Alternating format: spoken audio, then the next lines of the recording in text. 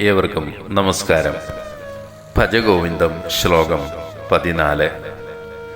ജഡിലോ മുണ്ടി ലുഞ്ചിതകേശ കാഷായാംബര ബഹുകൃതവേഷ പശ്യന്നഭിച ന പശ്യതി മൂഢോ ഉദരനിമിത്തം ബഹുകൃതവേഷ. തോടകാചാര്യർ രചിച്ചതാണ് ഈ ശ്ലോകം.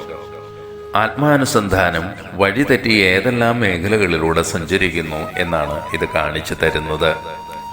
ലക്ഷ്യം ധനസമ്പാദനമാകുമ്പോൾ ആധ്യാത്മികതയും വിപണന മൂല്യം ഉള്ളതാകുന്നു.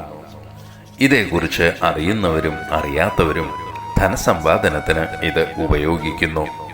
ഈ മാർഗഭ്രംശം നമ്മെ ഒരിടത്തും കൊണ്ട് എത്തിക്കുകയില്ല. സംസാരാർണവത്തിൽ കൂടുതൽ നിമഗ്നമാകുകയാകും ഫലം.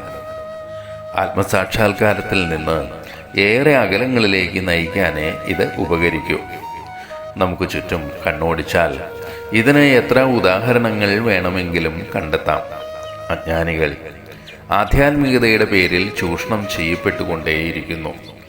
ആചാര്യസ്വാമികളുടെ കാലത്തും ഇങ്ങനെയുള്ളവർ ഉണ്ടായിരുന്നിരിക്കണം. പലരും പല വേഷങ്ങളിലാണ് എത്തുന്നത്. ചിലർ ജടാധാരികളാണ്, ചിലർ തലമുണ്ടനം ചെയ്ത് നടക്കുന്നവരാണ്, ചിലരാകട്ടെ ഏതാനും മുടിധാരികൾ മാത്രം തലയിൽ നിലനിർത്തുന്നു. ഒരു കൂട്ടർ കാഷായ വേഷം ധരിച്ച് എത്തുന്നു. ചിലർക്ക് സത്യം എന്ത് എന്നറിയാം. എന്നാൽ ലൗകികത അവരെ കീഴടക്കിയതിനാൽ സത്യത്തെ ബലി കഴിക്കുന്നു ചിലർ. മറ്റു ചിലർക്ക് ഒന്നും തന്നെ അറിയില്ല. അറിയാനുള്ള ശ്രമവും അവർ നടത്താറില്ല. ലോകം അത്രമേൽ അവർക്കുള്ളിൽ നിറഞ്ഞു നിൽക്കുന്നു. ഏവരുടെയും ലക്ഷ്യം ധനസമ്പാദനമാണ്. ഉദരംബരികളാണ് ഇവർ. വയറിനു വേണ്ടി മാത്രം ജീവിക്കുന്നവർ. അതിനാൽ ഇവർ ഏതു വേഷവും എടുത്തണിയും. സ്വയം മറ്റൊന്നായി പ്രദർശിപ്പിക്കുകയും അതുവഴിയുണ്ടാകുന്ന പ്രതിച്ഛായയിൽ ജീവിക്കുകയും ചെയ്യുന്നു ഇവർ.